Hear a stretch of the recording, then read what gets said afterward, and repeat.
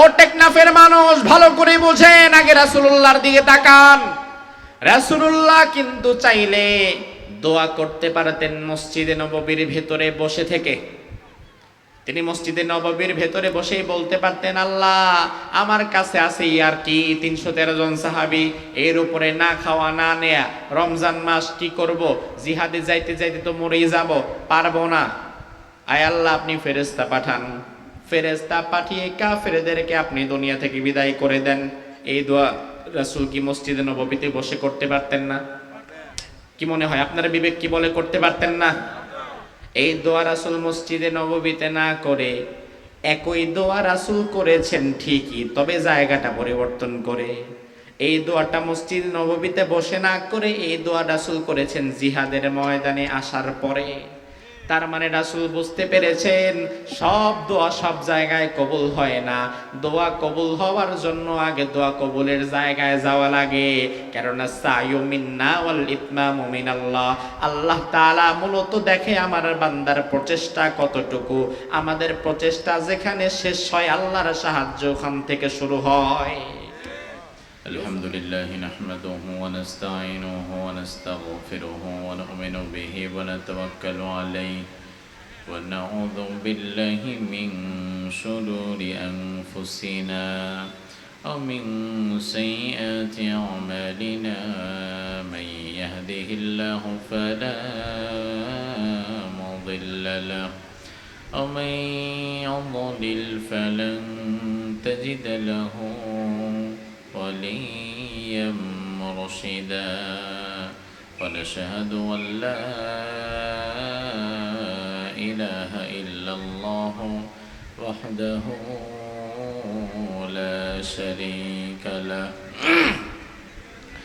ونشهد أن سيدنا إيماننا قدوتنا حبيبنا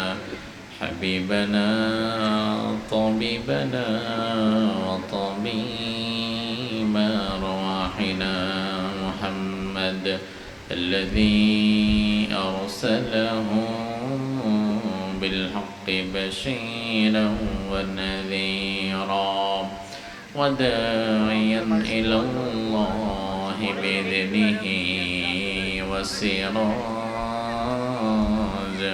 منيرا. فقد قال الله تعالى في كلامه المجيد وفرقانه الحميد: أعوذ بالله من الشيطان الرجيم. بسم الله الرحمن الرحيم. إن الله وملائكته يصلون على النبي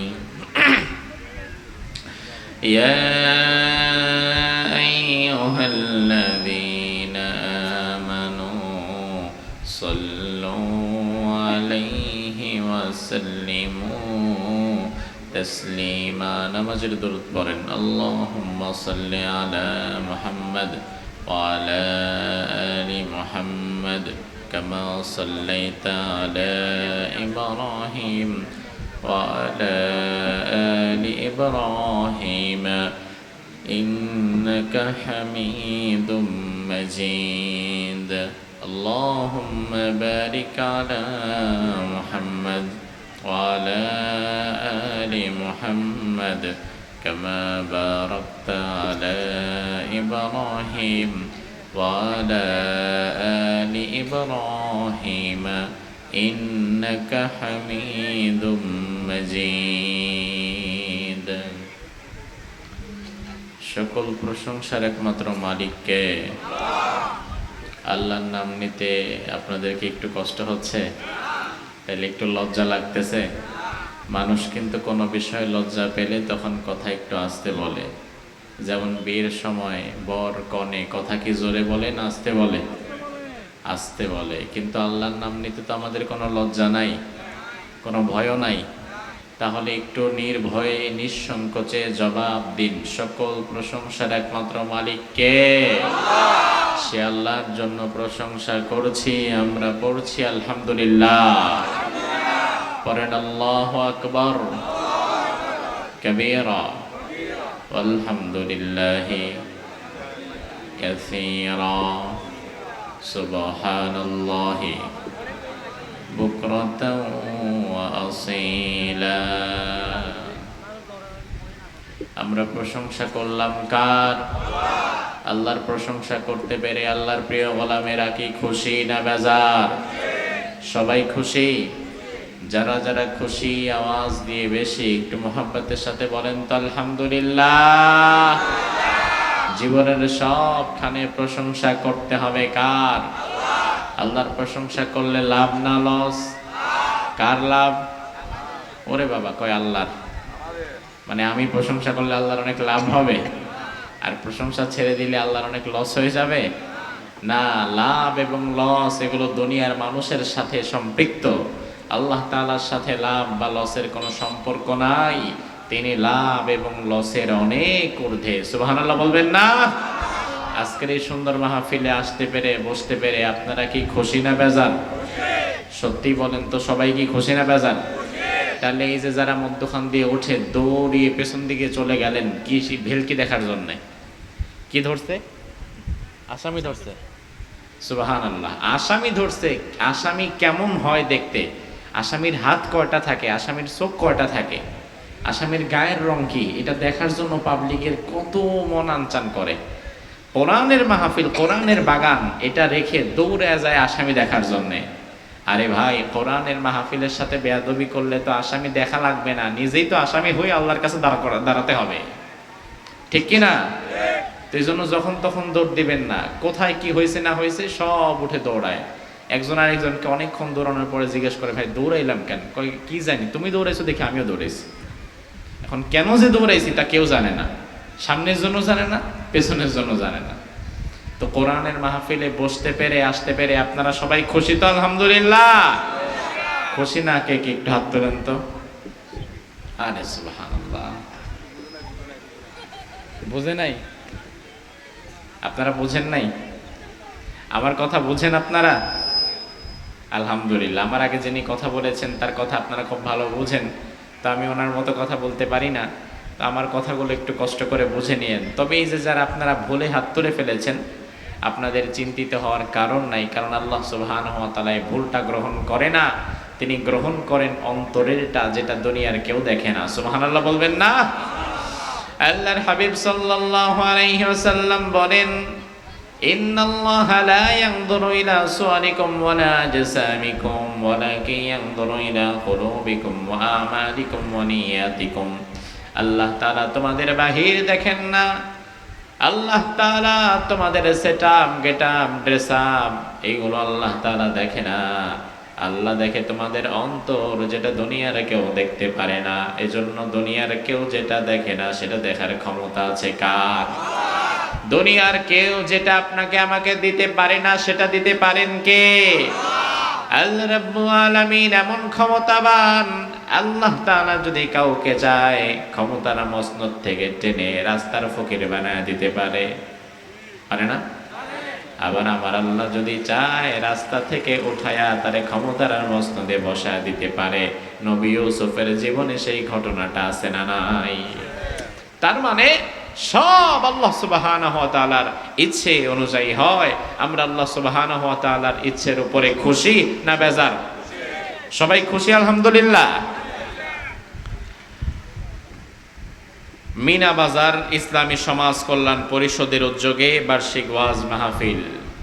বাংলাদেশের সর্বদক্ষিণের থানা কক্সবাজার জেলার টেকনাফ থানার অন্তর্গত মিনা বাজার। আজকের এই সুন্দর মাহফিলকে আল্লাহ সুবহানাহু ওয়া তাআলা কবুল করুক, আমরা বলি আমিন। অনেক ওলামা হযরত এখানে কথা বলেছেন। আজকে মূলত এটা আমার নির্দিষ্ট কোনো মাহফিল না, যদিও চট্টগ্রাম এবং কক্সবাজারে আমি অনেক বেশি প্রোগ্রাম করি। এই বছরও চট্টগ্রাম এবং কক্সবাজার মিলিয়ে অলমোস্ট 30টা প্রোগ্রাম করেছি রমজান পর্যন্ত, এবং ঈদের পরের দিনও আমাদের মাহফিল ছিল চট্টগ্রামে বাঁশখালীর দিকে। আমি আমির হামজা ভাই সহকারে আমাদের অনেকের আয়োজন ছিল বাঁশখালীর দিকে, সাতকানিয়া বাঁশখালীর দিকে। তো আপনাদের এই মাহফিলে মূলত আজকে আমি আমন্ত্রিত ছিলাম না, বিষয়টা ক্লিয়ার হন। এই মাহফিলে আমন্ত্রিত যিনি ছিলেন তিনি ওয়াজাহাত পেশ করেছেন, এবং সেটা লাস্ট কয়েকদিন পূর্বে যে তিনি আসতে পারবেন না বা তার কিছু সমস্যা হয়েছে, তিনি অ্যাক্সিডেন্ট করেছেন। বাকিটা আল্লাহ তাআলা ভালো জানেন। আমরা মুমিনের কথা বিশ্বাস করলাম, ইমানদার ব্যক্তির কথা। 2 থেকে 3 দিন পূর্বে আমার ঢাকায় একটা মাদ্রাসা আছে, বাংলাদেশের 64টা জেলার ছাত্র সেখানে থাকে, খায়, পড়াশোনা করে, এবং অসংখ্য এতিম বাচ্চাদের সেখানে থাকা খাওয়ার ব্যবস্থা আমরা করে দিয়েছি, আলহামদুলিল্লাহ বলবেন না? তো সেই মাদ্রাসার আগামীকাল সকাল 10টায় সেই মাদ্রাসায় অভিভাবকদের নিয়ে, এলাকার মানুষদের নিয়ে একটা অনুষ্ঠান, অভিভাবক সম্মেলন। আজকে এখানে আমি বসে আছি, অথচ আমার থাকা উচিত ছিল ওখানে, কারণ আমার মাদ্রাসার প্রোগ্রাম আগামীকাল সকাল 10টায়। তার কারণ হচ্ছে আমার অত্যন্ত মহব্বতের একজন ভাই, আপনাদের এই অঞ্চলের একজন স্বনামধন্য ব্যবসায়ী মীর কাশেম ভাই, তিনি আমাকে ফোন করে বললেন যে এইখানে যুবকেরা মিলে একটা আয়োজন করে অনেক কষ্ট করে, তবে এই বছর যাকে দাওয়াত করা হয়েছে তিনি কোনোভাবেই প্রোগ্রামটা মিস করেছেন, তিনি আসবেন না বলেছেন। এখন অন্তত হুজুর আপনি আল্লাহর ওয়াস্তে একটু আসেন, আপনি না আসলে তারা লজ্জিত হয়ে যাবে। তো আমি তাকে বললাম যে অন্য কোনো আলোচককে যদি ম্যানেজ করতে পারেন আপনারা প্রোগ্রামটা করে ফেলেন, তার কারণ আগামীকাল আমার মাদ্রাসায় সকাল 10টা থেকে আমাকে থাকতে হবে। তো তিনি আমাকে রিকোয়েস্ট করলেন, পরিশেষে যুবকদের বিষয়টা চিন্তা করে আমি আপনাদের এখানে এসেছি। আমি আমার জীবনে এই বোধহয় প্রথম যে টেকনাফে এসেছি একটা মাহফিলের জন্য, ঢাকা থেকে 500 কিলোমিটার জার্নি করে। ঢাকা থেকে কক্সবাজার 450, ওখান থেকে আরও 50 কিলো হবে না, 500 কিলোমিটার জার্নি করে একটা প্রোগ্রামের জন্য আমি এসেছি। এটা আমার ইতিহাসে নাই। যখন কক্সবাজারে ঢুকি 5-7টা করে একবারে চলে যাই একটা প্রোগ্রামে, শুধুমাত্র আপনাদের সাথে একটু দেখা সাক্ষাৎ করার জন্য। কারণ আজকে তিনি আসেন নাই, যার আসার কথা ছিল, আমিও আসলাম না, কেউ আসলো না। তাহলে এই যুবকরা পরবর্তী বছর থেকে আরেকটা কোরআনের বাগান জমাবার মতো স্পৃহাটাই হারায় ফেলবে, ঠিক কিনা? তারা চিন্তা করবে ধুত আয়োজনই আর করবো না। আপনারাও গালাগাল করবেন যে বক্তা দাওয়াত দিয়ে আনতে পারে না।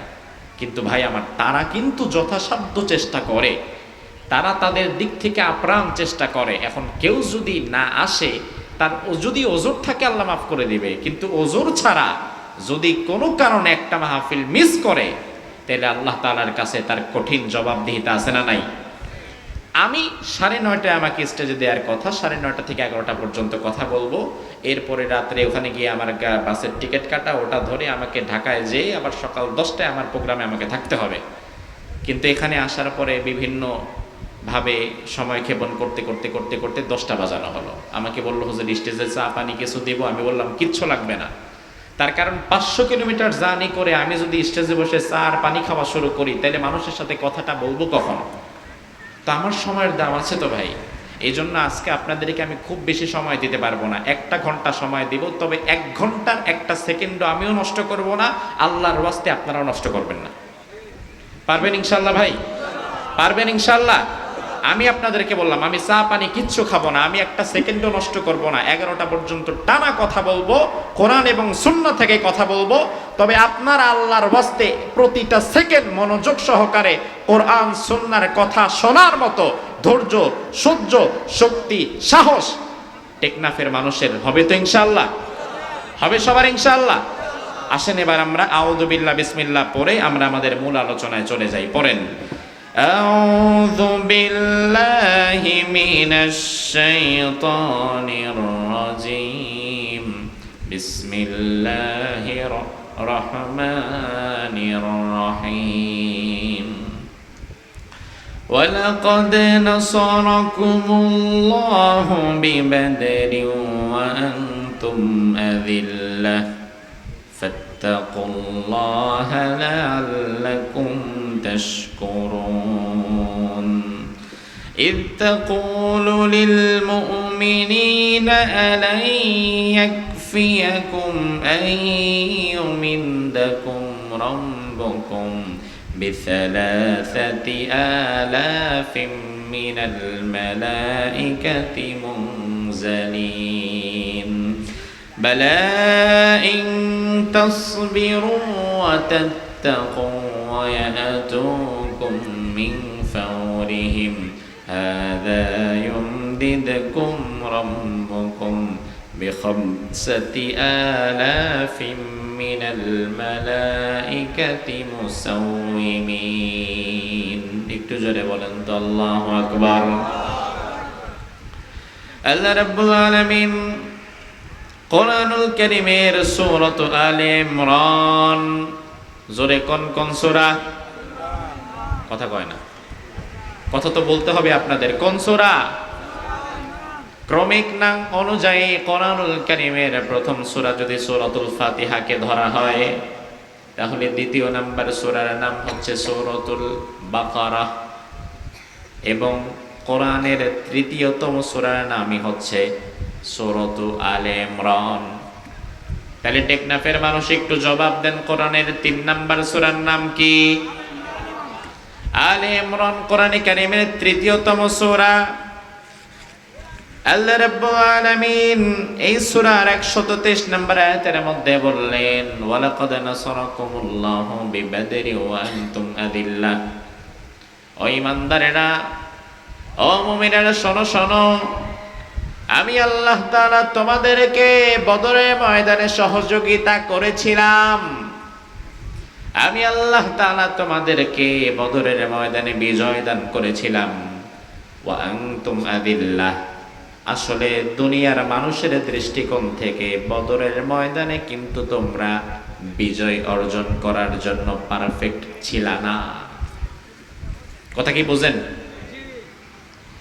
ইসলামের যে জিহাদগুলো হয়েছে এই জিহাদগুলোর মধ্যে প্রথম জিহাদ ধরা হয় বদরের জিহাদ বদরের যুদ্ধ রমাদানুল মুবারকের 17তম রমাদান সেই যুদ্ধটা সংগঠিত হয় আল্লাহর হাবিব সাল্লাল্লাহু আলাইহি ওয়াসাল্লাম সহ সাহাবায়ে কেরামের 313 জনের একটা ছোট্ট বাহিনী ওই জিহাদের ময়দানে অংশগ্রহণ করে আপনারা কি কথা বুঝতেছেন তাহলে জবাব দেন ইসলামের প্রথম জিহাদের নাম কি সবাই বলেন কথা বলতে একটু কষ্ট হইতেছে আমি বুঝতেছি তার কারণ হচ্ছে আমাদের সমাজে এমন অনেক মানুষ আছে নির্বাচনের সময় যদি তাদেরকে আপনি 1 কাপ চা খাওয়ান আর 200 টাকা হাতে ধরায়া দেন সকাল থেকে নিয়ে সন্ধ্যা পর্যন্ত মিথ্যাবাদী নেতার পেছনে দৌড়ায় দৌড়ায় স্লোগান দিয়ে গলা ফাটায় ফেলতে পারে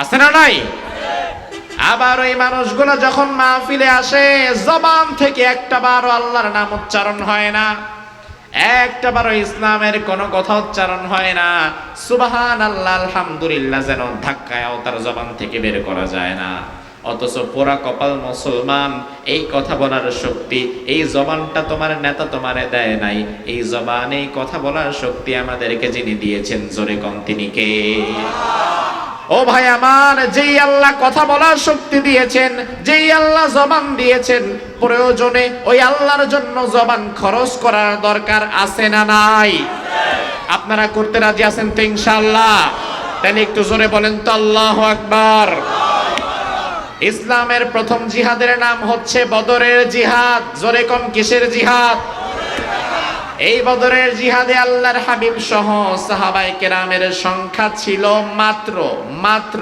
মাত্র 313 কত 313 আর অপোজিটে যারা কাফের তাদের সংখ্যা কত মাশাআল্লাহ কত 1000 আবার মুসলমানদের মধ্যে যে 313 এই 313 সবাই যোদ্ধা না যুদ্ধ করার মতো ট্রেনিং সবার ছিল না আমরা মনে করি যে সবাই বোধহয় যুদ্ধ করতে জানে কিন্তু আসলে না জানে না কারণ তৎকালীন জামানায় যুদ্ধ করতে পারতো তারা যারা ছিল সম্ভ্রান্ত কিন্তু মুসলমানদের 313 জনের মধ্যে যারা ছিল অধিকাংশ ছিল গোলাম বেলাল খাব্বাব খুবাইব গোলাম যারা গোলাম ছিল কৃতদাস ছিল তারা মূলত যুদ্ধে পারদর্শী ছিল না কারণ তারা তো গোলাম তাদেরকে যুদ্ধের জন্য রাখা হয় নাই ওই পানি আনো, উট চড়াও, ছাগল চড়াও, ঘাস কাটো, এই করো সেই করো।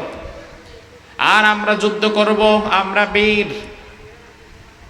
দেখা গেল কাফেরদের পক্ষে যে 1000 মানুষ এসেছে তারা সবাই যোদ্ধা, আর আল্লাহর হাবিবের সঙ্গে যে 313 জন এসেছে তারা সবাই যোদ্ধা ছিল না, কিছু যোদ্ধা ছিল এবং কিছু ছিল গোলাম। আল্লাহর হাবিব 313 জন সাহাবী নিয়ে যখন বদরের ময়দানে এলেন, ও ভাই আমার, আপনারা যারা হজ এবং উমরায় গিয়েছেন আপনারা দেখেছেন বদর হচ্ছে মদিনা থেকে 170 কিলোমিটার দূরের একটা মাঠ। ওই মাঠের নাম বদর, ওই মাঠেই জিহাদ হয়েছিল, ফলে জিহাদের নাম রাখা হয়েছে বদরের জিহাদ। মদিনা থেকে 170 কিলোমিটার সাহাবায়ে কেরাম রোজা রেখে পায়ে হেঁটে হেঁটে হেঁটে হেঁটে এরপরে গিয়েছেন, এরপরে জিহাদও করেছেন। রোজা রেখে কেউ যদি 170 কিলোমিটার মরুভূমির পথ দিয়ে হাঁটে তার তো জিহাদ করা লাগে না, এমনি জান বের হয়ে যায়, ঠিক না? 170 কিলোমিটার মরুভূমির প্রচন্ড তাপমাত্রার মাঝে সাহাবায়ে কেরাম ছুটে গিয়েছেন জিহাদের জন্যে। আর মরুভূমির তাপমাত্রা কাকে বলে? বর্তমান বাংলাদেশে এই যে সময়টা আমরা পার করছি, এই সময়ে বর্তমান বাংলাদেশে রোদ, গরম, গরমের তীব্রতা কি কম না বেশি? এই যে ফ্যান চলতেছে, ফ্যান চলার পরও দেখেন আমি ঘেমে যাচ্ছি। এই যে ফ্যান দিয়ে আপনাদেরকে বাতাস করা হচ্ছে, এরপরেও দেখেন বসে বসে গরম লাগে। তাইলে সাহাবায়ে কেরাম যারা দিনের জন্য 170 কিলোমিটার পথ পাড়ি দিয়ে, মরুভূমির পথ পাড়ি দিয়ে জিহাদের ময়দানে গেলেন, তাদের অবস্থাটা কি? এর উপরে আবার রমজানের রোজা। তাদের আত্মত্যাগ আপনি ভুলতে পারবেন না, কারণ সাহাবায়ে কেরামের 1 মিনিটের আত্মত্যাগ আপনার আমার সারা জীবনের আত্মত্যাগের সমানও না, ঠিক কি না? এমন আত্মত্যাগ তারা করেছে। আল্লাহর হাবিব 170 কিলোমিটার পথ পাড়ি দিয়ে বদরের ময়দানে যখন গেলেন, বদরের ময়দানে যাওয়ার পরে আল্লাহর হাবিব দেখলেন, আহারে কাদেরকে নিয়ে আমি জিহাদের ময়দানে এসেছি। বেলাল দাঁড়িয়ে আছে, বেলালের ঘরে খাবার ছিল না, বেলাল তো গোলাম। বেলালের নিথর দেহটা জিহাদের ময়দানে স্থির দাঁড়িয়ে আছে, শরীর চলে না। আল্লাহর হাবিব আরেকজন সাহাবীর দিকে তাকালেন, দেখলেন আহারে জিহাদ করতে আসছে, অথচ পেটের মধ্যে পাথর বাঁধা, জিহাদ করবে কি? জানি তো চলে না। সাহাবায়ে কেরামের মাঝে ঘোড়া ছিল মাত্র 2টি, অল্প কিছু উট এবং কয়েকটা ঘোড়া। আর অধিকাংশ সাহাবায়ে কেরাম পদাতিক, তাদের ঘোড়াও নাই, উটও নাই। আর কাফের যেই 1000 সবার কাছে আগে আছে ঢাল, সামনে তরবারি, ঢাল, পরনে লৌহ বর্ম, সাথে উট কিংবা ঘোড়া, পদাতিক কেউ না, সবার সাথেই উট এবং ঘোড়া আছে। তার মানে সাহাবায়ে কেরামের চাইতে অস্ত্র শস্ত্রে, শৌর্য, বীর্যে, শক্তি এবং সামর্থ্যে দুনিয়ার দৃষ্টিকোণ থেকে কাফেরদের শক্তি কম না বেশি? আজকের জামানায়ও আপনি দেখবেন মুসলমানদের চাইতে কাফেরদের শক্তিটা, শক্তিমত্তাটা অনেক বড় দেখা যায়। আপাতমস্তকে তাকালে দেখা যায় ফিলিস্তিনের কাছে কিছুই নাই, আপাতমস্তকে তাকালে দেখা যায় আমাদের কাছে কিছুই নাই। দুনিয়ার সব বড় বড় অস্ত্রের ফ্যাক্টরি বানিয়ে রেখেছে আমেরিকা আর ইসরায়েলের মধ্যে, আপাতমস্তকে তো আমাদের এটাই দেখা যায়। কিন্তু মুসলমান ভালো করে বুঝে রাখবেন, মুসলমানদের বিজয় কখনো অস্ত্রের উপরে হয় না, মুসলমানদের বিজয় হয় সরাসরি কার সাহায্যে? ও ভাই, মুসলমানদের বিজয় যদি অস্ত্রের শক্তি দিয়ে হইতো, তাইলে জীবনে কোনোদিন বদরের ময়দানে মুসলমান যুদ্ধ করে জয়ী হইতেই পারতো না। মুসলমানদের জিহাদ যদি আল্লাহর রহমত ছাড়া শক্তি সামর্থ্যের উপরে, অস্ত্রের উপরে হইতো, মুসলমান কোনোদিন কোনো যুদ্ধে বিজয় অর্জন করতে পারত না। কারণ ইসলামের প্রতিটা যুদ্ধের দিকে যদি আপনি তাকান, আপনি দেখবেন প্রতিটা যুদ্ধে মুসলমানদের সৈন্য সংখ্যা কম, অস্ত্রের সংখ্যা কম, খাবার দাবার নাই, কিছুই নাই, কিন্তু দিন শেষে কাফেরদের অস্ত্র শস্ত্র সৈন্য সামন্ত সব থাকার পরেও কাফেররা হেরে গিয়েছে, তারা মরে গিয়েছে। আর ইমানদারদেরকে যিনি জীবিত রেখে বিজয় দান করেছেন তিনি কে? ওই আল্লাহ কি এখনো আছে না নাই? তাইলে আল্লাহ যে বললেন বান্দা ওয়ালাকাদ নাসরাকুমুল্লাহু বিবাদরি ওয়া আনতুম আযিল্লাহ, ও বান্দা আমি তোমাদেরকে বিজয় দান করেছিলাম বদরের ময়দানে, তোমরা ছিলে হীনবল, তোমরা ছিলে দুর্বল। তাইলে যেই আল্লাহ বদরের ময়দানে 313 জনকে বিজয় দিতে পারছেন ওই আল্লাহ কি এখন নাই? তাইলে এখন বিজয় দেয় না কেন? এখন আমরা বিজয় পাচ্ছি না কেন? এখন আমরা মার খাচ্ছি কেন? ওই আল্লাহর শক্তি তখন যেমন ছিল, মুসলমান জবাব দেন এখনো তেমন শক্তি আছে না নাই? তাইলে এখন আমরা সাহায্য পাচ্ছি না কেন? এখন আমাদেরকে আল্লাহ সাহায্য করছেন না কেন? তাইলে বুঝতে হবে সাহায্য নিয়ে মালিক রেডি আছে, কিন্তু সাহায্য পাওয়ার জায়গায় আমরা নাই। ঠিক কি না?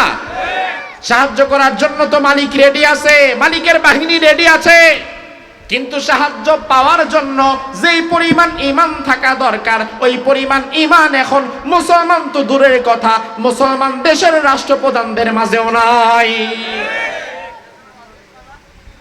ও ভাই আমার ভালো করে বুঝবেন, স্বাভাবিক জনগণ, সাধারণ জনগণের ঈমান এবং তাকওয়া যেই পরিমাণ থাকা দরকার তার চাইতে বহুগুণ বেশি থাকা দরকার যারা এই জনগণকে পরিচালনা করে, যারা রাষ্ট্রপ্রধান, তাদের তাকওয়া বেশি থাকা দরকার। তার কারণ হচ্ছে, আপনাকে আমি বোঝাই, ভালো করে রাগ করবেন না, বোঝেন একটু। আমার ভাইরা, আমাদের সমাজের মধ্যে মসজিদ আছে না নাই? মসজিদের মধ্যে ইমাম আছে না নাই? কিন্তু বাংলাদেশের কোন মসজিদের কোন ইমাম কি আপনি এমন পাবেন যে ইমামের দাড়ি নাই, দাড়ি কাটে, বিড়ি খায়? এমন ইমাম পাবেন? টেকনাফে আছে, আপনাদের মিনা বাজারে আছে, যে মসজিদের ইমাম দাড়ি নাই কিন্তু বিড়ি খায় বাহিরে বসে বসে দোকানের মধ্যে, এমন ইমাম আছে? যদি কোনোদিন দেখেন ইমাম দাড়ি কেটে ফেলেছে, ইমাম বসে বসে রাস্তায় বিড়ি খায়, তাইলে পরের দিন আর চাকরি থাকবে? কিন্তু এই মসজিদে নামাজ পড়ে মুসল্লি বা মাঝে মাঝে জুমার নামাজে অংশগ্রহণ করে এমন মুসল্লি, দাড়ি নাই বিড়ি খায় এমন মুসল্লির সংখ্যা আছে না নাই? তাইলে ইমামের দাড়ি থাকা লাগে, ইমামের বিড়ি খাইলে চলে না। মুসল্লি যে বিড়ি খায়, বিড়িখোর মুসল্লিও চিন্তা করে আমি নিজে বিড়ি খাইতে পারি, আমার ইমাম যদি খায় এই ইমামের পেছনে আমি নামাজ পড়বো না, কারণ আমার তাকওয়া থাকুক আর না থাকুক আমার ইমামেরটা থাকা লাগবে। ঠিক কি না? মুসল্লি চিন্তা করে আমি দাড়ি রাখি আর না রাখি আমার ইমামকে রাখা লাগবে, যার ফলে যে মুসল্লির দাড়ি নাই এই মুসল্লিও কিন্তু কখনো দাড়ি ছাড়া ইমামের পেছনে নিয়ত বাঁধে না। ঠিক না বেঠিক? ও ভাই আমার, তার কারণ হচ্ছে ইমাম, সবার দায়িত্ব তার কাঁধে। ইমাম যদি ভালো করে এই ভালোর ফল সবাই পাবে, ইমাম যদি খারাপ করে এই খারাপটাও সবারই ভোগ করা লাগে। দেশ পরিচালনা যিনি করবেন, রাষ্ট্রনায়ক যিনি হবেন, রাষ্ট্রপ্রধান যিনি হবেন, তিনি ইমামের মতো, তিনি গাড়ির ড্রাইভারের মতো। একটা গাড়ির মধ্যে 50টা সিট থাকলে 50টা সিটেই যাত্রী বসে আর ড্রাইভার সাহেব সামনে বসে। এখন এই 50টা সিটের যে যাত্রীরা যারা আছে, এই 50 সিটের যাত্রীদের টোটাল জিম্মাদারি কিন্তু ড্রাইভারের কাঁধে, যার ফলে ড্রাইভারের সচেতনতা থাকতে হবে বাকি 50 জনের চাইতে কম না বেশি। 50 জন যাত্রী তারা তো মাঝে মাঝে একটু ঝিমুনিও আসতে পারে, একটু ঘুমাইয়াও যাইতে পারে, বা চেয়ারটা একটু বড় করে একটু ঘুমিয়েও যেতে পারে। যাত্রীর বিশ্বাস আছে আমি রাত্রে ঘুমায় যাব, সকালবেলা চোখ খোলার পরে আমি দেখবো আমি ঢাকায় চলে গেছি। এই বিশ্বাসটা যাত্রী তার ড্রাইভারের উপরে করে। কিন্তু এখন যদি ড্রাইভার সাহেব নিজেও ঘুমায় যায় তাইলে অবস্থা হবে কি? ড্রাইভার যদি ঘুমানো তো দূরের কথা, ড্রাইভার যদি হালকা ঝিমুনিও দেয় গাড়ি কিন্তু খাদে যাওয়ার সম্ভাবনাও। ড্রাইভার যিনি হবেন তাকে সচেতন থাকতে হয়। ড্রাইভার যেন তেন রাখলে হয় না, ড্রাইভার যেন তেন রাখলে গাড়ি খাদে যাওয়ার সম্ভাবনা আছে, যাত্রীদের বিপদ। ওই গাড়ির মধ্যে যদি হাফেজ, আলেম, বক্তা, খতিব, পীর, বুজুর্গ সবাই মিলা ঢুকে তাইলেও লাভ নাই। আপনি যাবেন ঢাকায়, কক্সবাজার থেকে গাড়ি ছাড়লো 11টার দিকে, গাড়ির মধ্যে আপনি উঠলেন, গাড়িতে বসলেন, ওই গাড়িতে আমার মতো হুজুর আছে, বক্তা আছে, ইমাম আছে, খতিব আছে, হাফেজ আছে, আলেম আছে, পীর আছে, বুজুর্গ আছে, সব আমরা সারিতে সারিতে বসেছি। বসার পরে আমি কোরআন তেলাওয়াত করতেছি, আরেক পীর সাহেব জিকির করতেছে, আরেকজন তসবিহ পড়তেছে, আরেকজন আরেক তসবিহ পড়তেছে, দোয়া কালাম পড়তেছে। সবাই আমরা বুজুর্গ, সবার মাথায় টুপি, সবার গালে দাড়ি, সবার হাতে তসবিহ, সবাই আমরা আল্লাহর কাছে দোয়া করতেছি, আল্লাহ সহি সালামতে ঢাকা নিয়ে যাও। কিন্তু দেখা গেল ড্রাইভার যিনি হবেন, গাড়িটা যিনি চালাবেন, তিনি গাড়ি চালাবার আগে 2 বোতল মদ খায়া উঠছে। এমন আছে না নাই? বিষয়টা যদি এমন হয়, যদি 2 বোতল খায়া ওঠে, তাইলে কিন্তু কিছুক্ষণ পরে দেখা যাবে গাড়ি ঢাকা না গিয়া রামু ক্রস করার পরে ডাইনে বামে খাদেও পড়তে। তার মানে হচ্ছে গাড়ির ভিতরে হাফেজ আলেম বসে থেকে দোয়া করে লাভ নাই যদি গাড়ির ড্রাইভার হয় মদখোর। ও মুসলমান, দেশের ভিতরে আমরা শুধুমাত্র কোরআন সুন্নাহর কথা বলে লাভ নাই যদি ওপর মহলে আমরা সুদখোর আর ঘুষখোরে বসায় রাখি। এই জন্য সবার আগে উচিত এই সমাজ যারা, জোরে কোন কত কিলোমিটার? 170 কিলোমিটার দূরে এবার রাসূল যখন গেলেন, যাওয়ার পরে এবার রাসূল যখন সাহাবীদের অবস্থা দেখলেন, আল্লাহর হাবিব চিন্তা করতে লাগলেন, আহারে এই গুটি কয়েক সাহাবীদেরকে নিয়ে জিহাদ করব আর কিভাবে। আল্লাহর হাবিব ডানি বামে না তাকিয়ে সিজদায় পড়ে গেলেন, কারণ আমার আল্লাহ বলেছেন ওয়াস্তাইনু বিস-সাবরি ওয়াস-সালাহ ইন্নাল্লাহা মা'আস-সাবিরিন। ও ইমানদারেরা, সবর এবং সালাতের মাধ্যমে আমি আল্লাহর দরবারে সাহায্য চাও। যেই বান্দা ধৈর্য ধারণ করে নামাজ আদায় করে আমি আল্লাহর দরবারে সাহায্য চাইবে, ওই বান্দার হৃদয়ের সব আরজি আমি গ্রহণ করে নেব। সুবহানাল্লাহ বলেন। আল্লাহর হাবিব বদরের ময়দানে সাহাবীদেরকে সামনে রেখে নামাজে দাঁড়িয়ে গেলেন, সিজদায় পড়ে গেলেন, কারণ আমার আল্লাহ বলেছেন ওয়াসজুদু ওয়াকতারিব, বেশি করে সিজদা দাও আর আমি আল্লাহর নিকটবর্তী হয়ে যাও। বান্দা সিজদায় গিয়ে যা চায় সব কবুল করে নেয় কে? আল্লাহর হাবিব এবার দোয়া করতে লাগলেন, আয় আল্লাহ 313 জনের ছোট্ট এই কাফেলা নিয়ে 170 কিলোমিটার পথ পাড়ি দিয়ে বদরের ময়দানে আমি উপস্থিত হয়েছি। আয় আল্লাহ, তুমি যদি চাও ইসলাম আগামীতেও সামনে আগাবে, ইসলামের সুবাতাস সব দিকে ছড়িয়ে পড়বে, তাইলে মেহেরবানি করে বদরের ময়দান থেকে এই সাহাবায়ে কেরামের বিজয় তুমি দান করে দিও। আর তুমি যদি চাও সাহাবায়ে কেরাম সবাই শহীদ হয়ে যাবে, আগামীর পৃথিবীতে আর ইসলাম থাকবে না, তাহলে আমাদের কাউকে বাঁচিয়ে রাখা দরকার নাই, সবাই এই বদরের ময়দানে তুমি খতম করে দিও। আমার ভাইরা, বুঝে থাকলে জবাব দেন, ইসলাম কি থেমে যাওয়ার জন্য এসেছে? জোরে কোন। ইসলামের যেই আলো, এই আলোটা কি নিভে যাওয়ার জন্য এসেছে?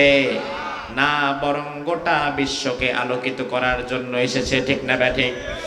আল্লাহর হাবিব যখন এইভাবে দোয়া করতে লাগলেন, দোয়া করতে করতে হাত দুটো আল্লাহর হাবিব এইভাবে উপর দিকে তুলে দিলেন। আল্লাহর হাবিব যখন হাত দুটো উপর দিকে তুলে দিলেন, রাসূলুল্লাহর বগলের শুভ্রতা দেখা গেল। আবু বকর সিদ্দিক রাদিয়াল্লাহু আনহু বললেন, ইয়া রাসূলুল্লাহ, আপনি আজকে বদরের ময়দানে যেইভাবে আপনি আল্লাহর দরবারে দোয়া করেছেন, আমার বিশ্বাস বদরের ময়দানে আপনার চোখের পানির দ্বারা আল্লাহ তাআলা আমাদেরকে বিজয় দান করে দিবে।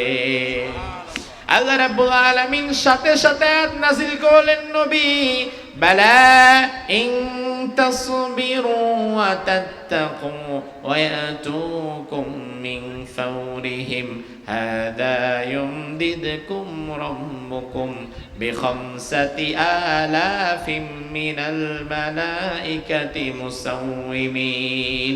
ও নবী, বদরের ময়দানে এসে আপনি আমি আল্লাহ তাআলার কাছে সাহায্য চাইছেন। নবী, আপনি ভয় পাবেন না, আপনি ধৈর্য ধারণ করেন, আপনি আপনার রবকে ভয় করেন। বিখামসাতি আলাফিম মিনাল মালাইকাতি মুসাউইমিন, আমি আল্লাহ তাআলা 1000 2000 না 5000 ফেরেশতা আজকে আপনার জন্য বদরের ময়দানে পাঠিয়ে দেব। আল্লাহু আকবার। Your Lord will help you with 5000 angels having wings. এমন 5,000 যে 5,000 ফেরেশতাকে চিহ্নিত করে আমি আল্লাহ তাআলা বদরের ময়দানে পাঠাবো। ও ভাইরা জবাব দেন তো, পাঠাবেন নাকি পাঠিয়েছিলেন? বিশ্বাস আছে তো? আল্লাহর ওয়াদা আর আমাদের নেতাদের ওয়াদা তো বোধহয় সমান। হ্যাঁ, আল্লাহর ওয়াদা কি মিথ্যা হতে পারে? আমার আল্লাহ বললেন ওয়াদাল্লাহ লা ইউখলিফুল্লাহু ওয়াদাহু ওয়ালাকিন্না আকসারান নাসি লা ইয়ালামুন। আমি আল্লাহর ওয়াদা কখনো মিথ্যা হতে পারে না। আর আমাদের বাংলাদেশে এমন কিছু নেতা আছে ওয়াদা যতগুলা দেয় তার চাইতে বেশি ভাঙে। আছে না নাই? আমার ভাইয়ের আল্লাহ রাব্বুল আলামিন ওয়াদা করলেন 5,000 ফেরেশতা পাঠাবেন। 1,000 2,000 নয়, 5,000 ফেরেশতা আমার আল্লাহ সেই দিন পাঠিয়েছিল না বটে। আমার আল্লাহ ফেরেশতা যে পাঠিয়েছিলেন তার প্রমাণ হচ্ছে সাহাবী ওয়াক্কাশা রাদিয়াল্লাহু আনহুর ঘটনা। ওয়াক্কাশা রাদিয়াল্লাহু আনহু এমন একজন সাহাবী, জিহাদের ময়দানে যুদ্ধ করতে করতে বদরের ময়দানে ওয়াক্কাশা রাদিয়াল্লাহু আনহুর তলোয়ার ভেঙে গেছে। যুদ্ধ করবে যেটা দিয়ে এটা ভেঙে গেছে। এখন জিহাদের ময়দানে যদি কারো তলোয়ার ভেঙে যায় তার কি আর যুদ্ধ করার মতো কিছু থাকে? আল্লাহর হাবিবের কাছে দৌড় দিয়ে চলে গিয়েছে, গিয়ে বলল ইয়া রাসূলুল্লাহ তিনি সাইফান জাদিদান, ও আল্লাহর নবী আমার একটা নতুন তলোয়ারই আপনি দেন। আল্লাহর হাবিব সাল্লাল্লাহু আলাইহি ওয়াসাল্লাম বললেন নতুন তলোয়ার দিব কিভাবে? আমাদের স্টকে এখন তোমাকে দেওয়ার মতো কোনো নতুন তলোয়ার নাই। কারণ সাহাবায়ে কেরাম সবাই গরিব মানুষ, তলোয়ার কেনার পয়সা নাই, তোমারে দিব কোত্থেকে মেয়ে? এখন যুদ্ধ চলতেছে বাহিরে। উক্কাশা রাদিয়াল্লাহু আনহু চিন্তা করলেন তলোয়ার ছাড়া যুদ্ধ করব কিভাবে? আল্লাহর হাবিব সাল্লাল্লাহু আলাইহি ওয়াসাল্লাম বাহিরে গেলেন, খেজুর গাছ থেকে একটা খেজুর গাছের ডালা ভেঙে আনলেন। খেজুর গাছের ডালাটা ভেঙে ওই ডালগুলো থেকে পাতাগুলো ছাঁটাই করে ওই ডালটাকে উক্কাশা রাদিয়াল্লাহু আনহুর হাতে ধরিয়ে দিলেন। সুবহানাল্লাহ বলবেন না? আপনারা চিন্তা করতেছেন খেজুর গাছের ডাল ধরাই দিছে, এটা আবার সুবহানাল্লাহ কোয়ার মতো কোনো বিষয়? আমার ভাইরা আগেই বলেছিলাম মুসলমান জিহাদ করে কার রহমতে? কার শক্তিতে? আর মুসলমানের বিজয় হয় কার সাহায্যে? মুসলমানের বিজয়ের জন্য আমেরিকার সাহায্য প্রয়োজন, মুসলমানের বিজয়ের জন্য ভারতের সাহায্য প্রয়োজন। বরং আমার আল্লাহ তাআলা যদি চায় কারো সাহায্য ছাড়াই আমাদের বিজয় দেওয়ার মতো ক্ষমতা আমাদের মালিকের আছে না নাই? আল্লাহ রাব্বুল আলামিনের হাবিব উক্কাশা রাদিয়াল্লাহু আনহুর হাতের মধ্যে খেজুরের ডালা ধরিয়ে দিলেন আর বললেন উক্কাশা ময়দানে নেমে যাও। ময়দানে যাওয়ার পরে আল্লাহর উপরে ভরসা করবা, আল্লাহর প্রতি ভরসা করে আল্লাহু আকবার বলে তুমি ময়দানে ঝাঁপিয়ে পড়বা। সামনে পেছনে কি হয় না হয় দেখা দরকার নাই, তুমি ভরসা করবা কার উপরে? উক্কাশা রাদিয়াল্লাহু আনহু বাহিরে চলে গেলেন। বাহিরে যাওয়ার পরে দেখলেন সম্মুখ ভাগ থেকে একজন কাফের আসছে ঘোড়ায় চড়ে। ওই কাফের ঘোড়ায় চড়ে তলোয়ার নিয়ে আসছে, উক্কাশা রাদিয়াল্লাহু আনহুকে আক্রমণ করবে।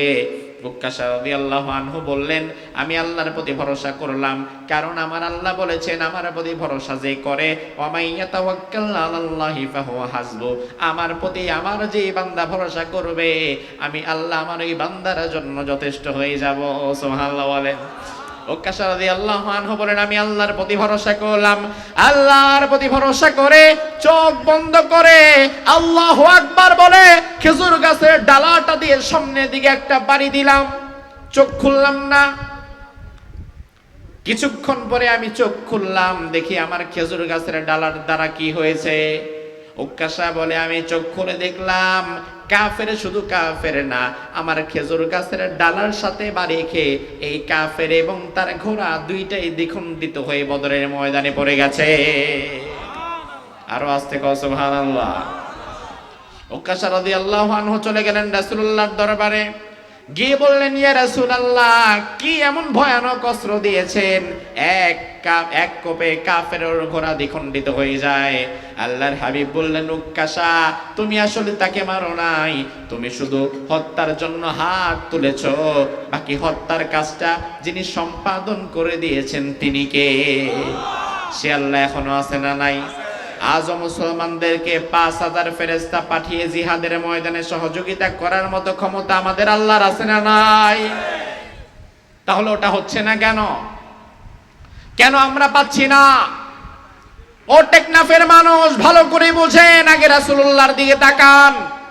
রাসূলুল্লাহ কিন্তু চাইলে দোয়া করতে পারতেন মসজিদে নববীর ভেতরে বসে থেকে। তিনি মসজিদে নববীর ভেতরে বসেই বলতে পারতেন, আল্লাহ আমার কাছে আছে আর কি 313 জন সাহাবী, এর উপরে না খাওয়া না নেয়া, রমজান মাস কি করব, জিহাদে যাইতে যাইতে তো মরেই যাব, পারবো না। আয় আল্লাহ আপনি ফেরেশতা পাঠান, ফেরেশতা পাঠিয়ে কাফেরদেরকে আপনি দুনিয়া থেকে বিদায় করে দেন। এই দোয়া রাসূল কি মসজিদে নববীতে বসে করতে পারতেন না?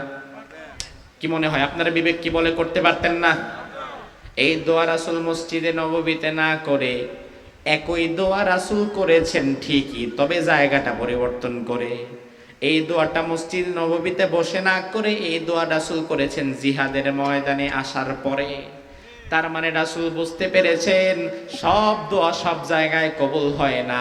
দোয়া কবুল হওয়ার জন্য আগে দোয়া কবুলের জায়গায় যাওয়া লাগে।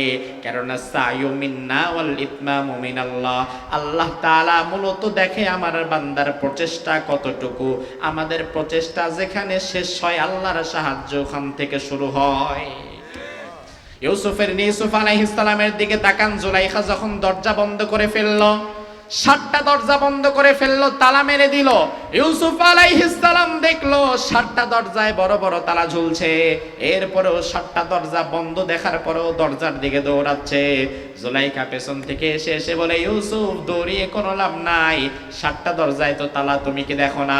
ইউসুফ জুলাইখার কোনো কথা না শুনে ইচ্ছা মতো দৌড়িয়ে দরজার কাছে যখন চলে গিয়েছে, দরজার সাথে ইউসুফের হাতটা যখন লেগেছে, আমার আল্লাহ দরজার তালাও খুলে দিয়েছে। আমার আল্লাহ রাব্বুল আলামিন বুঝায় দিলেন, ও দুনিয়ার মানুষ, ইউসুফ যদি দরজার তালা দেখে থেমে যেত, না দৌড়াতো, তাইলে আমি আল্লাহ ইউসুফের জন্য দরজা খুলতাম না। আমার নবী যদি 313 জন বদরি সাহাবী নিয়ে মসজিদে নববীর ভেতরে বসেই শুধু দোয়া করত, জিহাদের ময়দানে যদি না যেত, আমি আল্লাহ আমার নবীর জন্য 5,000 ফেরেশতাও পাঠাতাম না। আজকে ফিলিস্তিনে আক্রমণ হয়, মসজিদে আকসা আক্রমণ হয়, মুসলমানদের প্রথম কিবলা বাইতুল মুকদ্দাস আক্রান্ত হয়, বাংলাদেশ থেকে আমরা দোয়া করি আল্লাহ ফিলিস্তিনকে বাঁচাও। ভারতের মুসলমান দোয়া করে আল্লাহ ফিলিস্তিন বাঁচাও। মিশরের মুসলমান দোয়া করে আল্লাহ ফিলিস্তিন বাঁচাও। এমনকি আপনি মাঝে মাঝে দেখবেন কাবার ইমাম, মসজিদে নববীর ইমাম, তারাও তাদের জুমার খুতবায় দোয়া করে বলে, আল্লাহুম্মা ইহফাযাল মাসজিদাল আকসা, আয় আল্লাহ মসজিদে আকসা বাঁচাও, আয় আল্লাহ মুসলমান বাঁচাও। এত জায়গা থেকে এত হুজুর দোয়া করে, এত আলেম দোয়া করে, এত ইমাম দোয়া করে, স্বয়ং কাবার ইমামও তো ফিলিস্তিন বাঁচাবার জন্যই দোয়া করে। ফেরেশতা আসে না কেন? কেন আজকে 5,000 ফেরেশতা আসে না? ও ভাই কেন আসে না? তার কারণ আমরা আমাদের দোয়াকে শুধু মসজিদের ভেতরেই সীমাবদ্ধ রেখেছি। আমরা আমাদের দোয়ারে শুধু মাহফিলের মধ্যেই সীমাবদ্ধ রেখেছি। আমাদের উচিত ছিল ফিলিস্তিনে আগে মুজাহিদদেরকে পাঠানো, তারপরে আল্লাহর কাছে দোয়া করা। ঠিক কি না? আগে মুজাহিদদের একটা দল ওখানে পাঠাবার দরকার ছিল। ওআইসির সদস্য 57টা দেশ, 57টা দেশ হচ্ছে মুসলমানদের ওআইসির সদস্য। প্রতিটা দেশ থেকে যদি 1 লক্ষ মুজাহিদ ফিলিস্তিনে পাঠানো হতো, তাহলে মুজাহিদদের সংখ্যা দাঁড়াতো 57 লাখ। কত লাখ? 57 লাখ। আর পুরা ইসরায়েলে মানুষই আছে মাত্র 72 লাখ। 72 লাখ মানুষ গোটা দুনিয়াটারে নাচায়, আর আমরা শত শত কোটি মুসলমান তাদের দ্বারা নাচি। আজকে যদি আমরা ফিলিস্তিনের দিকে এগিয়ে যেতে পারতাম, আজকে যদি গোটা বিশ্বের মুসলমানেরা এক হয়ে ফিলিস্তিনের দিকে তারা এগিয়ে যেতে পারত, বর্তমান পৃথিবীতে মুসলমানদের সংখ্যা যদি আপনি গণনা করেন, গণনার দিক থেকে মুসলমানদের সংখ্যা দাঁড়ায় 200 কোটি। গোটা পৃথিবীর মুসলমানদেরকে যদি এক করেন, তাহলে সংখ্যা দাঁড়ায় 200 কোটি। জোরে বলেন কয়শো কোটি? আর ইসরায়েলের টোটাল জনসংখ্যাই তো 72 লাখ, 1 কোটিও না। ও ভাই আমার, ৭২ লাখ ইহুদির জন্য 200 কোটি মুসলমানের তো জিহাদ করা লাগে না, বরং 200 কোটি মুসলমান যদি ইসরায়েলের সীমান্তে দাঁড়ায়া একটু থুথু নিক্ষেপ করে একই সাথে, এই 200 কোটির থুথুর ধাক্কায় তো ৭২ লাখ ভেসে চলে যাবে। ঠিক কি না? জিহাদ তো করা লাগে না, খালি একত্রিত হয় থুথু নিক্ষেপ করো মিয়া। কিন্তু একত্রিত হয় থুথু নিক্ষেপ করবে তো দূরের কথা, একত্রিত হয়ই তো না। একত্রিত হবে কে? হানাফিকে মারলে আহলে হাদিস খুশি, আহলে হাদিস মার খাইলে হানাফি খুশি, জামাত মের খেলে কওমি খুশি, কওমি মার খাইলে আলিয়া খুশি, হেফাজত মার খাইলে আরেকজন খুশি, আরেকজন মার খাইলে আমি খুশি, অমুক পাড়ার ইমাম লাঞ্ছিত হলে আরেক ইমাম খুশি, অমুক ইমাম যদি তার চাকরি যায় আরেক মসজিদের ইমাম মোসে তেল দেয় যে ওই চাকরি এবার আমি নিমু। এমন আছে না নাই? ঐক্যবদ্ধতা কোথায়? বরং এখন আমরা বিভাজন করতে করতে এমন জায়গায় চলে গেছি, মুসলমানদের মধ্যে যত বিভাজন, দুনিয়ার অন্য কারো মধ্যে এত বিভাজন নাই। ঠিক কিনা? এত বিভাজন আমাদের মাঝে, অবাক হয়ে গেলাম। শুরু হয়েছে বাহাস বাহাস বাহাস, ফেসবুক গরম করে ফেলে এক একজন মুফতি সাহেব, মাশাআল্লাহ। বাহাস কি নিয়ে বাহাস? বাহাস হবে তারাবি কি 8 রাকাত না 20 রাকাত, এটা নিয়ে বাহাস বাহাস বাহাস। কি নিয়ে বাহাস? বাহাস হবে হাত কি নিচে বাঁধবো না উপরে বাঁধবো, এটা নিয়ে বাহাস বাহাস বাহাস। কি নিয়ে বাহাস? বাহাস হবে আমিন কি জোরে বলবো না আস্তে বলবো, এটা নিয়ে। লজ্জা থাকা দরকার মুসলমান। যেই সময়ে গোটা দুনিয়ার মুশরিকিন এবং কুফফার শক্তি এক হয়েছে দুনিয়া থেকে মুসলমানদেরকে বিদায় করে দেওয়ার জন্য, ওই সময়ে এসে উম্মাহকে ঐক্যবদ্ধ না করে বরং উম্মার মাঝে ছোট ছোট বিষয় নিয়ে যারা তর্কে লিপ্ত হয়, বিশ্বাস করেন তারা মুনাফিক হয়ে গেছে। এরা মুনাফিক হয়ে গেছে। আলেমদের ভাষা এটা হবে না। সারাদিন বাহাস বাহাস বাহাস, ডিবেট করতে হবে, তর্ক করতে হবে। ও আলেম ভালো করে শুনে রাখো, এই রকমের বাহাস বাহাস বাদ দাও, তর্কে লিপ্ত হওয়া বাদ দাও। এটা তর্কে লিপ্ত হয়ে তর্কে জড়িয়ে সময় নষ্ট করার সময় এটা নয়। বরং আজ তুমি বাহাস করছো, হাত ওপরে বাঁধবা না নিচে বাঁধবা, কিছুদিন পরে দেখবা হাত বাঁধার মতো আর হাতই তোমার সাথে নাই। ঠিক কিনা? আজ তুমি বাহাস করছো মসজিদে তারাবি 8 রাকাত পড়বা না 20 রাকাত পড়বা, কিছুদিন পরে দেখবা তোমার অস্তিত্ব নাই। তারাবি 8 রাকাত তো 20 রাকাত ভালো, যেখানে পড়বা ওই মসজিদই নাই। এমন হতে পারে না? ফরিদপুরের দিকে তাকান, ফরিদপুরের দিকে তাকান। রাম এবং বামেরা মিলে মুসলমানদের 2 জনকে পিটিয়ে দুনিয়া থেকে বিদায় করে দিয়েছে, হিন্দুরা মিলে। অপরাধ কি? একই মায়ের 2 সন্তান, মা কাঁদছে আর বলছে আমার 2 মনারে অনেক কষ্ট দিয়েছে, 24টা ঘন্টা উল্টা করে বেঁধে পিটিয়ে পিটিয়ে মেরেছে। অপরাধ হচ্ছে এই 2 ভাই ছিল রাজমিস্ত্রি, মন্দিরের পাশে বিল্ডিং এর কাজ হচ্ছে, ভুলক্রমে কিছু বালুকণা হয়তো মন্দিরের ওখানে গিয়ে পড়েছে, ব্যাস তাদের টনক টনে নিয়েছে। এই মুসলমানের সন্তান আমাদের মন্দিরের দিকে বালু ফেলেছে, ধরে 2টারে, বাস ধরেছে, পিটিয়েছে, মেরে ফেলে দিয়েছে। সবাই নীরব, কারো কোনো কথা নাই। আমি অবাক হয়ে গেলাম। ও মুসলমান, এই দেশটা কি হিন্দুস্তান? জোরে বলেন, এটা কি হিন্দুস্তান? না। অথচ এই দেশে আমরা এবং হিন্দুরা সহাবস্থানে বাস করব, আমাদের মধ্যে রেষারেষি নাই, এটা ঠিক। তবে আমাদেরকে যদি কেউ আঘাত করে তাকেও ছেড়ে দিয়ে কথা বলবো না, এটাও ঠিক। ঠিক না? কিন্তু সেই বিষয় এখন আর আমাদের মাঝে নাই। আমরা আছি বাহাস এবং তর্ক বিতর্ক নিয়ে। আজ যদি বাহাস এবং তর্ক বিতর্ক ভুলে যে দুনিয়ার 200 কোটি মুসলমান এক হতে পারে, তাহলে আগামীর আল আকসা, আগামীর ফিলিস্তিন আবার ইসলামের পতাকা তলে আসবে। ঠিক কিনা? আল্লাহর হাবিব বদরের ময়দানে যাওয়ার পরে দোয়া করেছিলেন, জিহাদের ময়দানে আগে গিয়েছেন, তারপরে দোয়া করেছেন। আর এখন আমাদের সব দোয়া হয়ে গেছে শুধু মসজিদের ভেতরে। এখন বাহিরে আর আমরা কেউ নাই, বরং বাহিরে যে আলেমরা ভূমিকা রাখবে তাদেরকে আমরা ফাঁসির কাস্টে ঝুলিয়ে দেই। যে আলেমরা বাহিরে ভূমিকা রাখবে তাদের মতো আলেমদেরকে আমরা 13 বছর কারারুদ্ধ থেকে শহীদ করে দেই। বাহিরে কারা ভূমিকা রাখবে? তবে আমার ভাইরা ভয় পেলে চলবে না। ইসলামে বদর আছে, বদরের পরে ওহুদ আছে, ওহুদে আবার মায়ের খাওয়া লাগছে। ঠিক কিনা? বদরে মুসলমানদের বিজয় হয়েছে, উহুদে আবার সাময়িক পরাজয় হয়েছে, তবে উহুদের সাময়িক পরাজয় দিকে মুসলমান ভেঙে পড়ে নাই, বরং এই সাময়িক পরাজয়ের গ্লানি কাটিয়ে উঠিয়ে আবার পরবর্তীতে বিজয় নিশান তারা ছিনিয়ে এসেছে। তার মানে ইসলামে বদর আছে, উহুদ আছে, খন্দক আছে, খাইবার আছে, এই সব কিছুর পরে এসেছে ফাতহে মক্কা, মক্কা বিজয়। আজকের দুনিয়াতে আমার দৃষ্টিতে গোটা দুনিয়াতে এখন মুসলমানদের উপরে উহুদ চলতেছে, যেখানে শুধু মুসলমানদেরকে একচেটিয়া মারা হচ্ছে, কিন্তু এ থেকে মুসলমান ভয় পেলে চলবে না।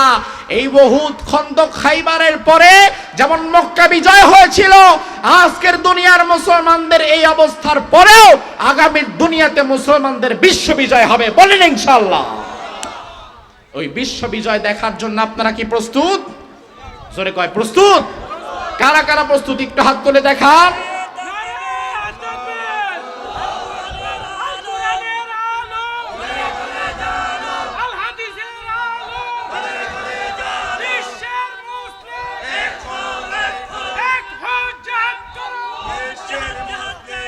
আল্লাহ সুবহানাহু ওয়া তাআলা আমাদের এই হাত দুটোকে কবুল করুক, আমরা বলি আমিন। হাযা মা ইনদি ওয়াল ইলমু ইনদাল্লাহ আলাইহি তাওয়াক্কালতু ইলাইহি উনীব। আমি আর আজকে আপনাদেরকে সময় দিতে পারলাম না, তবে আল্লাহ তাআলা যদি আবারও কোনোদিন আপনাদের সাথে দেখা করায়, আবারও কোনোদিন ইনশাআল্লাহ কোরআন সুন্নাহ থেকে মন ভরে আলোচনা করব ইনশাআল্লাহ। আসুন আমরা একবার দুরূদ শরীফ পড়ি, সকলের জন্য দোয়া করে এরপরে আমরা বিদায় হব। আল্লাহুম্মা সাল্লি আলা মুহাম্মাদ ওয়া আলা আলি মুহাম্মাদ কামা সাল্লাইতা আলা ইব্রাহিম ওয়া আলা আলি ইব্রাহিম ইন্নাকা হামিদ, বারিক আলা মুহাম্মাদ ওয়া আলা আলি মুহাম্মাদ কামা বারাকতা আলা ইব্রাহিম ওয়া আলা আলি ইব্রাহিম ইন্নাকা হামিদুম মাজিদ। সবাই সবার জন্য দোয়া করবেন, দোয়া ছাড়া কেউ উঠবেন না। আল্লাহুম্মা আমিন। লা ইলাহা ইল্লা হুয়াল হালিম, সুবহানা রাব্বিকা রাব্বিল আরশিল আযীম। اللهم لا مانع لما أعطيت ولا معطي لما منعت ولا ينفع ذا الجد منك الجد. اللهم صل وسلم على نبينا محمد صلى الله عليه وعلى آله وأصحابه وبارك وسلم. ربنا ظلمنا أنفسنا وإن لم تغفر لنا وترحمنا لنكونن من الخاسرين. ربنا آتنا في الدنيا حسنة وفي الآخرة حسنة وقنا عذاب النار. رب ارحمهما كما ربياني صغيرا وقل رب ارحمهما كما ربياني صغيرا. رب العالمين ঐতিহ্যবাহী জেলা কক্সবাজারের সর্বদক্ষিণের টেকনাফ থেকে মিনাবাজার ইসলামী সমাজ কল্যাণ পরিষদের উদ্যোগে আয়োজিত কোরআনের এই তাফসীরের বাগান থেকে গভীর রজনীতে তোমার দরবারে আমরা ভিক্ষার হাত তুলে দিয়েছি। মেহেরবানি করে তুমি আমাদের জিন্দেগির গুনাহ খাতা সমূহ মাফ করে দাও। আল্লাহ রাব্বুল আলামিন, আমাদের মালিক আল্লাহ, প্রচন্ড গরম, অসহনীয় গরম, ফ্যানের নিচে বসে থাকলেও কপালটা ঘেমে যায়। আয় মালিক, ওই প্রচন্ড গরমে এমন শত শত মানুষ যারা কোরআনকে ভালোবাসে, তারা ঘন্টার পর ঘন্টা বসে কোরআনের আলোচনা শুনেছে। আয় মালিক, মেহেরবানি করে আমার এই ভাইদের জীবনের গুনাহ খাতা সমূহ তুমি মাফ করে দাও। আল্লাহ তাআলা, আমি মুসাফির মানুষ, মুসাফিরের দোয়া কবুল হয়, বড় আশা নিয়ে হাত তুললাম, মেহেরবানি করে তুমি আয়োজনটাকে কবুল করে দাও। রব্বুল আলামিন, বড় ভয় হয়, দুনিয়ার এই আগুন, দুনিয়ার এই গরম, দুনিয়ার এই উত্তাপ সহ্য করতে পারি না। আল্লাহ তাআলা, জাহান্নামের গরম আমরা কিভাবে সহ্য করব? কিয়ামতের কঠিন ময়দানে সূর্যটাকে যখন তুমি মাথার এক বিঘত উপরে নিদার করাবা, এই সূর্যের তাপে যখন জাহান্নামীদের মগজগুলো গলে গলে ভাতের মারের মতো করতে থাকবে, ওই কঠিন দিনের গরম আমরা কিভাবে সহ্য করব? আয় মালিক, তোমার কাছে ফরিয়াদ জানাই, দুনিয়াতে এই গরমের কষ্ট দিয়েছো, আয় মালিক, এই কষ্টের বিনিময়ে তুমি জাহান্নামের গরম থেকে আমাদের বাঁচায়া দিও। রব্বুল আলামিন, আমরা যারা হাত উত্তোলন করেছি, আল্লাহ তাআলা আজকের এই সুন্দর মাহফিল যারা আয়োজন করেছেন, আমি দেখলাম যুবকেরা অনেক কষ্ট করে দৌড়াদৌড়ি করতে করতে ক্লান্ত হয়ে গিয়েছে। আল্লাহ তাআলা, অনেক কষ্ট করে এই মাহফিলটার আয়োজন যুবকেরা করেছে। মেহেরবানি করে আমাদের এই যুবকদেরকে সাইয়েদনা ওমর ফারুকের মতো ঈমানি শক্তি আপনি দান করে দিয়েন। আজকের এই মাহফিলে যত দাড়ি পাকা মুরব্বীরা উপস্থিত হয়েছেন, সব মুরব্বীদেরকে দাড়ি পাকা সাহাবী আবু বকরের মতো কবুল করে নিয়েন। ছোট্ট ছোট্ট বাচ্চাদেরকে হাসান হুসাইনের মতো কবুল করে নিয়েন। এই এলাকার মা বোনদেরকে আয়েশা ফাতেমা খাদিজার মতো করে আল্লাহ আপনি কবুল করে নেন। আয় মালিক, বাংলাদেশের অনেক সন্তান প্রবাসে পড়ে আছে, প্রবাসে যারা পড়ে থাকে, আয় মালিক দেশের জন্য তাদের মনটা বড় কাঁদে। এই প্রবাসী এলাকার যত প্রবাসী ভাই আমাদের মাহফিলে সহযোগিতা করেছে, মেহেরবানি করে প্রবাসীদেরকে আল্লাহ তাআলা নিরাপদে রাখেন, জানে মালে বরকত দেন, নিরাপদে আবার মাতৃভূমি বাংলাদেশে আপনি ফেরার তৌফিক দান করে দিয়ে আল্লাহ তাআলা আমরা যারা হাত উত্তোলন করেছি, আমাদের অনেকের মা নাই, অনেকের বাবা নাই। আল্লাহ, মা হারা বাবা হারা যত সন্তান আজকে হাত তুলেছে, আমিন আমিন করে কাঁদছে, মেহেরবানি করে পিতা মাতার আল্লাহ তাআলা কবরটাকে আপনি জান্নাতের বাগান বানায় দেন। যাদের পিতা মাতা বেঁচে আছেন নেক হায়াত দারাজ করে দেন রব্বুল আলামিন। সন্তানে বাবা যারা হাত তুলেছে, প্রত্যেকের সন্তানদেরকে চক্ষু শীতলকারী জান্নাতি সন্তান হিসাবে কবুল করে নেন আল্লাহ তাআলা। এই টেকনাফ, এই মিনা বাজার, এই অঞ্চলটাকে আপনি কোরআনের জন্য কবুল করে নেন। আয় মালিক, এই গরমের মধ্যে মানুষ বসে থাকতে পারছে না, আমার ভাইরা দাঁড়িয়ে আছে, দাঁড়িয়ে দাঁড়িয়ে আলোচনা শুনছে। মেহেরবানি করে আমাদের ভাইদের যাওয়া আসা, বসে থাকা, দাঁড়িয়ে থাকা, প্রতিটা ঘামের ফোঁটাকে আল্লাহ তাআলা মেহেরবানি করে আপনি কবুল করে নেন রব্বুল আলামিন। আমরা যারা হাত তুলেছি, আমাদের একটাই চাওয়া, মুসলমানদের প্রথম কিবলা বাইতুল মুকাদ্দাস, যেটা ইহুদিদের হাতে বন্দী আছে, আমাদের মুসলমানদের মধ্যে খালিদ বিন ওয়ালিদ তৈরি করে দেন, আমাদের মুসলমানদের মধ্যে ওমর ইবনে খাত্তাব আপনি তৈরি করে দেন।